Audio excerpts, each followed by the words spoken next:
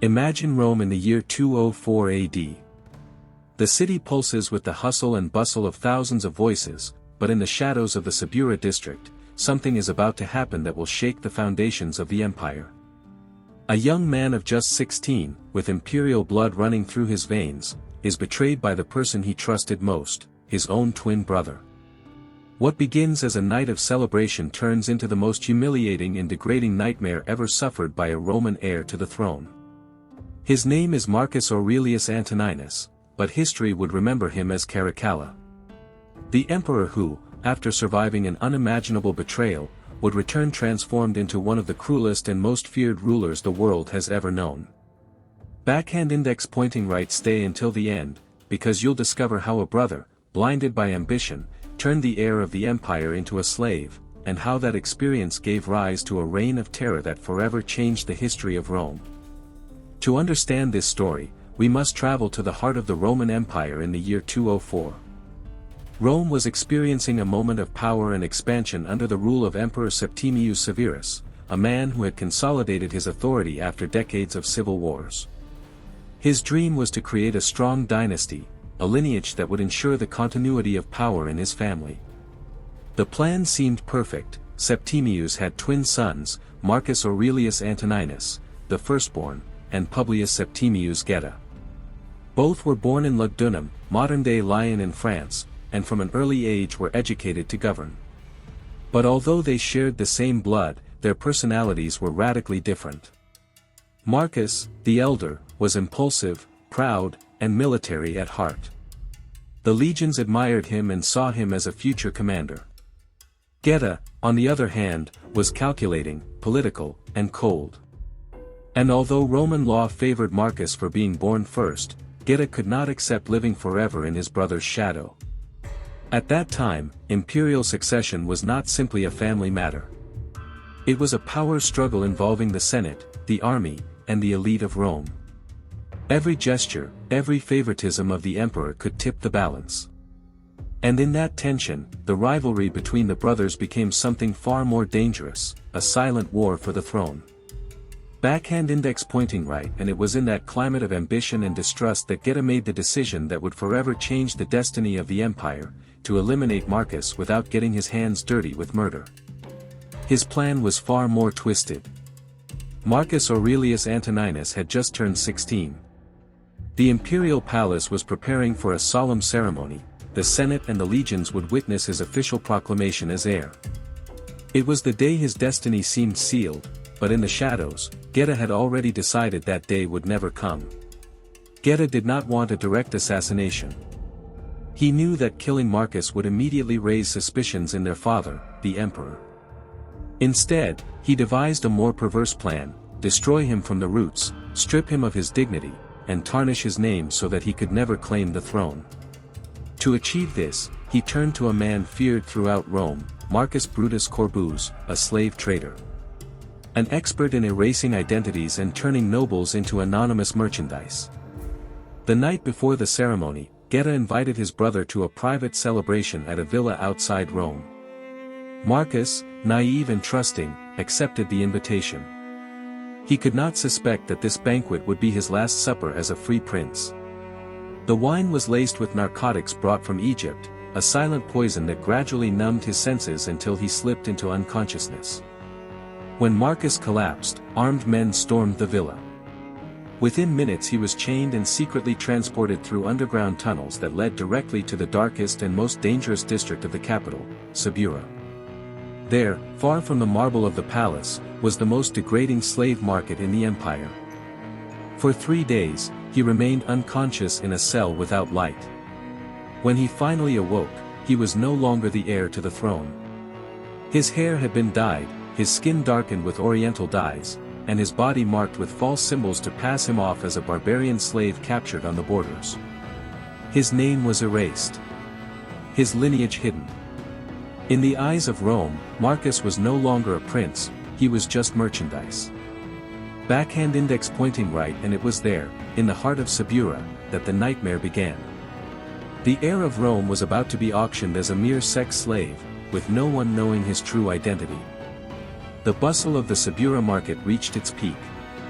Amidst the shouts of vendors and the bets of pimps, a boy of noble appearance, yet chained and nameless, was displayed before the crowd. No one suspected that this young man was the emperor's son. Marcus Aurelius Antoninus, heir to the throne of Rome, was sold as a sex slave for only 300 gold denarii. His buyer was Gallus Valerius Maximus, owner of the most exclusive brothel in Subura. There, the fantasies of the powerful were fulfilled behind closed doors. The three-story building was not just a brothel, it was a factory of degradation. On the first floor, illustrated catalogs allowed clients to choose merchandise. The second housed rooms decorated with oils and perfumes. And on the third, like a gilded prison, the slaves slept when they were not in use. It was there that Marcus received a new identity, Marcus Servus, a supposed barbarian captured in Germania. For days he was isolated in a cell, fed barely bread and water, until his body and spirit seemed to bend. His first experience as a sex slave came soon. An elderly senator claimed him as luxury entertainment. What Marcus endured that night was more than humiliation, it was a wound to his dignity, an indelible mark that would follow him all his life. But instead of breaking, Marcus began to develop a strategy for mental survival. By day, he obeyed. He played the role of the docile, compliant slave, incapable of resistance. But by night, in the solitude of his cell, he remembered who he truly was. Not Marcus Servus, but Marcus Aurelius Antoninus, heir of the Roman Empire. And in that duality, a new strength was born, the power to observe, memorize, and wait. Every client became an open book. Marcus stored names, faces, secrets confessed in intimacy, weaknesses hidden beneath pleasure. Unbeknownst to them, the most powerful men in Rome were feeding the young man who one day would hold vengeance in his hands. And among the other slaves, he found an ally, Claudia, a cultured Greek who taught him to endure degradation while keeping his mind intact. She was the one who helped him transform pain into learning, and humiliation into strategic patience. Backhand index pointing right. What no one imagined was that in that brothel, they weren't destroying an heir, they were forging the most dangerous emperor Rome would ever know. January of 205. Marcus had been in captivity for almost 10 months. His body was marked by humiliation, but his mind had grown sharper than ever. Then the unexpected happened, a visit that would change everything. That night, the brothel received a distinguished client, Marcus Aurelius Cleander, Praetorian prefect and right hand of Emperor Septimius Severus. Cleander sought discretion and pleasure, but upon encountering the young man known as Marcus Servus, he froze. Despite dyed hair, altered skin, and marks of abuse, he recognized the unmistakable features of the emperor's son. This boy was no ordinary slave. He was Rome's lost heir. Cleander requested a private session, and in private, Marcus confirmed his identity. He showed scars known only to the imperial family and recited secrets of the Senate and palace, irrefutable proof. Cleander realized he could not waste a second. If this secret leaked, all of Rome would erupt in a scandal that could ruin the empire. That very night, under the guise of a simple purchase, Cleander paid Valerius a sum that would arouse no suspicion. Officially, he was taking a new domestic servant. In reality, he was rescuing the heir to the throne. Marcus was silently transported through tunnels leading to the imperial palace. At dawn, after nearly a year of hell, he once again saw the marble and gold that had once been his home. The reunion with his father, Septimius Severus, was heartbreaking. The emperor, who had mourned his son believing him dead or captured by barbarian enemies, now embraced him with fury and pain. Yet the joy of return was mixed with an indescribable horror. Marcus recounted every detail of his kidnapping, the names of senators, merchants, and soldiers who had degraded him, and the secrets he had extracted from his clients. It was a catalogue of corruption and perversion that could destroy the entire government. Septimius Severus immediately understood that his son had not returned as a victim, but as a weapon. The naive boy had died in the Subura. In his place, someone colder, more calculating, and far more dangerous had been born. Backhand index pointing right. From that moment on, father and son began secretly planning revenge. A revenge that would not rely on swords, but on something far more powerful: information and fear. After his return, Marcus did not appear publicly immediately. Officially, he was still missing. In secret, alongside his father, he began designing something Rome had never seen: an underground network of power, woven with blackmail, manipulation, and fear. Marcus had an unparalleled advantage. He had heard the most intimate confessions of senators, merchants, and officials while they believed him to be an anonymous slave. Secrets of corruption, political betrayals, illegal dealings, conspiracies against the empire, all this information was now in his hands. And Marcus knew how to turn it into his greatest weapon. One by one, he began discreetly contacting his former clients. The message was simple: he knew their secrets, he knew what they had done and what they had confessed in the dark. There were two options: swear absolute loyalty to the future emperor, or face public ruin and execution for treason. The effect was immediate. Senators who had once despised Marcus became his most loyal supporters. Military prefects who had abused him became his most faithful generals. Corrupt merchants began financing his plans, fearful that their sins would be exposed. All of Rome, unknowingly, began to revolve around an heir who played chess in the shadows. At the same time, Marcus cultivated a new public image. For the people and the Senate, the official story explained his absence. He had been on a secret mission in the eastern provinces, infiltrating barbarian tribes as an imperial spy. A convenient narrative that concealed the truth and returned him to Rome as a mysterious hero, hardened by secret trials. But beneath that facade lay a much darker reality. Marcus was no longer the naive boy betrayed by Geta.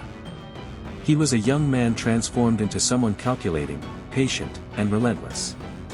He had learned firsthand that power was not in the legions or the Senate, but in the secrets that could destroy lives. Backhand index pointing right, and so, while everyone celebrated his miraculous return, Marcus quietly prepared the final strike against his brother. The board was set. Only the final move remained. Rome, 207 AD. 3 years had passed since that night in the villa where Geta had betrayed his brother. Outwardly, the twins were back together in the imperial palace. Publicly, they embraced, shared banquets, and smiled before the Senate. But behind every cordial gesture hid an uncomfortable truth. Marcus knew what Geta had done, and Geta silently feared that one day the truth would come to light. Marcus had waited for the right moment. He was in no hurry. He had learned that patience was the best weapon. And when he deemed that all the threads were in his hands, he invited his brother on a hunting expedition in the Alban forests. A fraternal, intimate outing, far from the palace and inconvenient witnesses. Geta, trusting, accepted.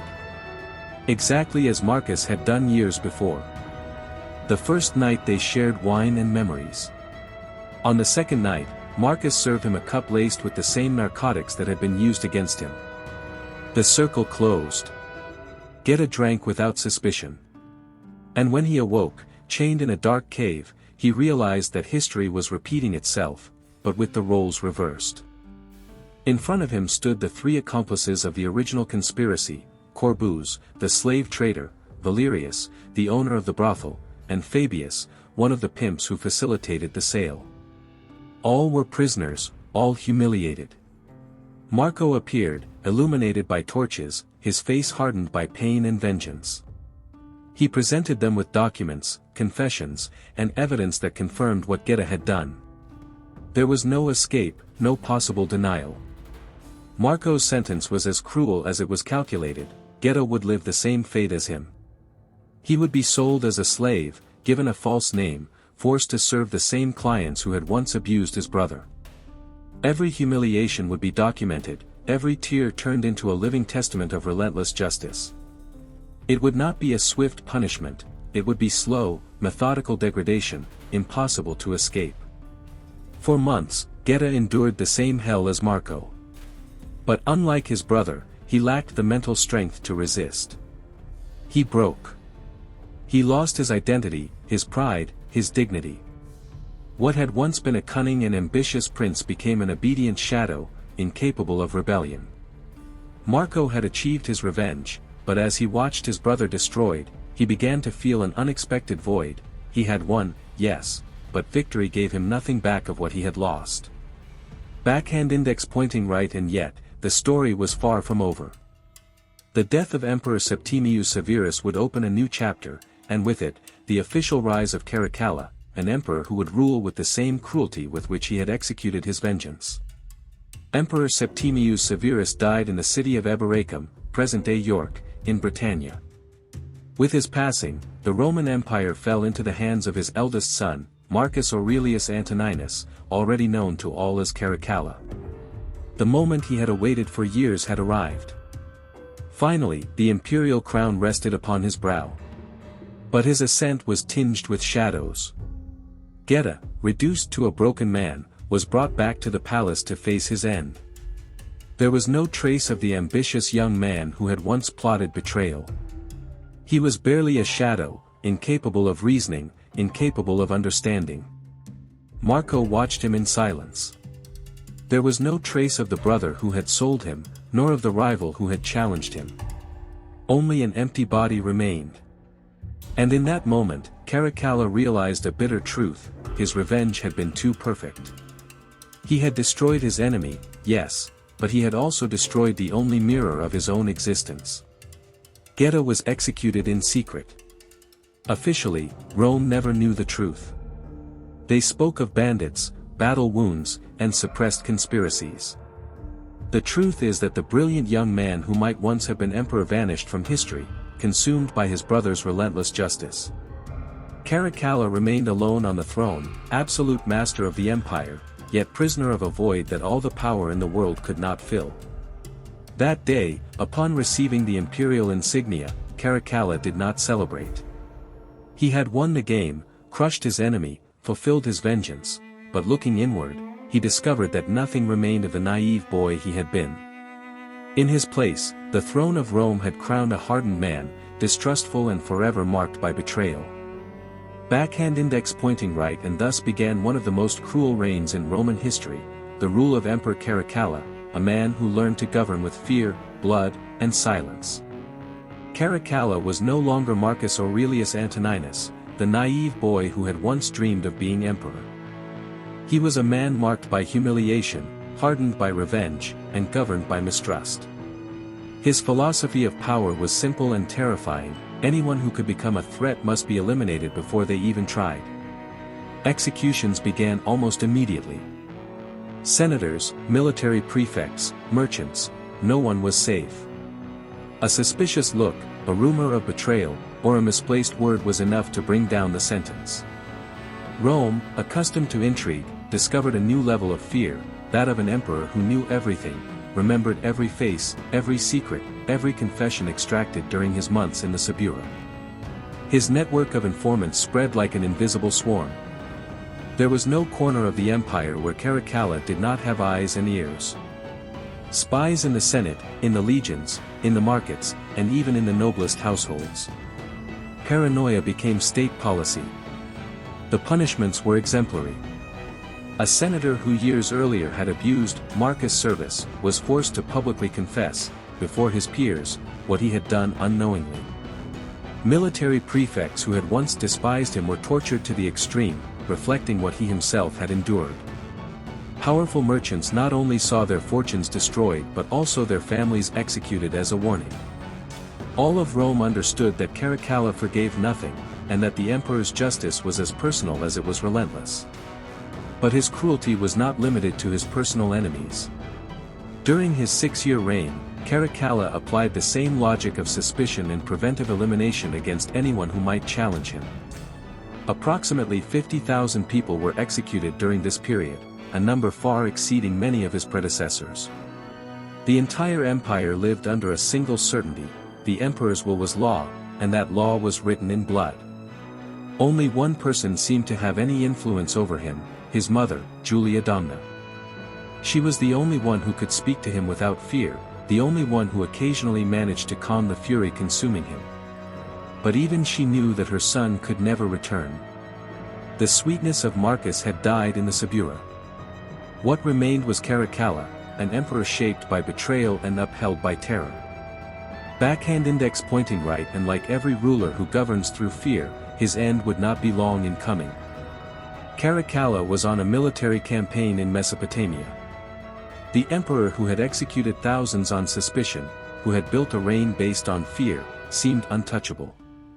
Yet his end came in the most ironic and cruel way possible, at the most ordinary moment.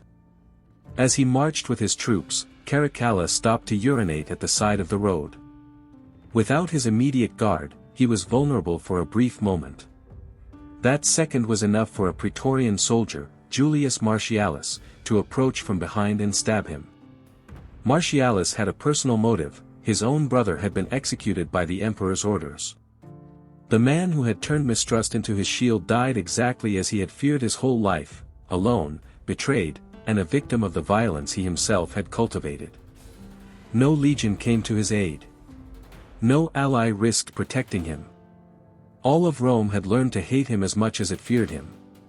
In his final seconds, Caracalla did not think of the glory of his military campaigns or the absolute power he had wielded.